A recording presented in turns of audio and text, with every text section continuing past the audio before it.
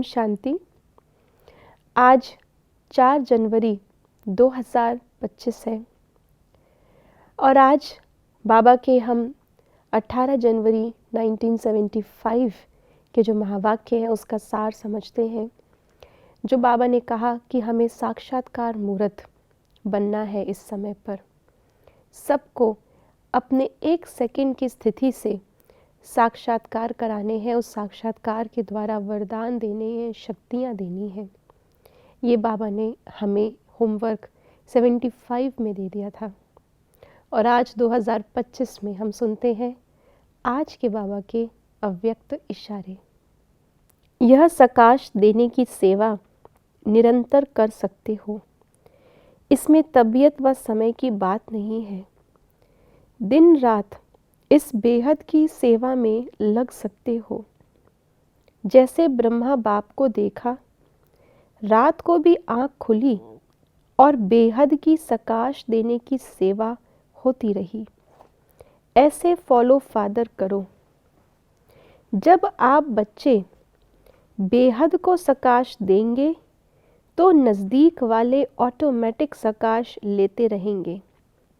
इस बेहद की सकाश देने से वायुमंडल ऑटोमेटिक बनेगा। आज बाबा ने हमें सकाश देने की सही विधि बताई है और कैसे ये सकाश देने की सेवा निरंतर की सेवा है वो भी समझाया है। सबसे पहले तो सकाश किसको कहा जाता है?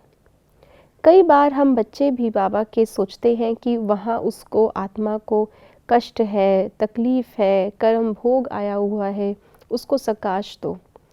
तो उस आत्मा को बुद्धि में रख कर के बाबा से शक्ति दिलाते हैं।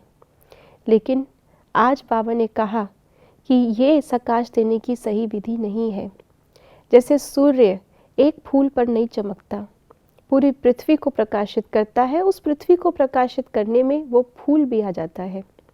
ऐसे ही बाबा ने कहा किसी भी आत्मा को या परिस्थिति को बुद्धि में रख कर के सकाश नहीं दिया जाता।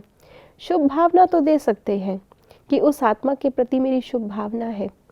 शुभ भावना तो हम आत्माओं को, परिस्थिति को, कोई भी माया का विघ्न आया है उसमें रख सकते हैं। लेकिन सकाश बहुत बड़ी बात है। सकाश देने के लिए हमें हर बात से मुक्त और डिटैच होना पड़ता है। अगर कोई आत्मा जिसको सकाश चाहिए वो भी बुद्धि में आ गई तो हम पूरी तरह से डिटैच नहीं है। कल्याण की भावना ही सही लेकिन अटैच तो है। इसलिए सकाश देने के लिए हमें बाबा के साथ बेहद में स्थित होकर के बेहद विश्व को वो शक्ति और वो अपनी मनसा के द्वारा सर्व गुण, सर्व वरदान प्रदान करने हैं। उस बेहद के अंदर वो हद का व्यक्ति या हद की परिस्थिति भी अपने आप आ जाती है।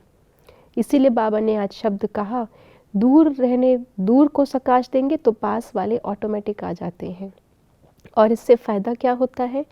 सकाश देने से जो वायुमंडल बनता है, उस वायुमंडल के अंदर जिनको सकाश देना हमारी बुद्धि में नहीं भी है, उनकी भी सेवा हो जाती है। दूसरा बाबा ने आज कहा कि ये सकाश देने की सेवा ही एक ऐसी सेवा है जो हम निरंतर कर सकते हैं। कर्मणा सेवा निरंतर नहीं कर सकते। वाचा सेवा जब कोई सामने आएगा जिज्ञासु तभी हो सकती है। लेकिन मनसा द्वारा ये सेवा करना, सकाश देने की सेवा, ये जब तक विश्व परिवर्तन नहीं हो जाता तब तक ये सेवा रुकनी नहीं चाहिए। जैसे ब्रह्मा बाबा का भी एग्जाम्पल दिया कि रात को आँख खुलती थी बाबा की तो बाबा सकाश देने की सेवा करते थे। वो सारी विश्व की आत्माएं, हम और आप जो उस समय नहीं थे बाबा के आगे, हमारे बाबा के उस सकाश का ही रिज़ल्ट है जो हमारा जन्म हुआ। बाबा उन आत्माओं को भी इमर्ज कर लेते थे जिनको अभी आना बाकी है। तो इसलिए एक पल भी हम अपना समय वेस्ट ना करें। जब और कोई स्थूल और वाणी की सेवा नहीं कर रहे तब हम सकाश देने की सेवा में अपनी शक्ति को और बढ़ाएं, सबका कल्याण करें। उसमें स्व का कल्याण भी समाया हुआ है। ओम शांति।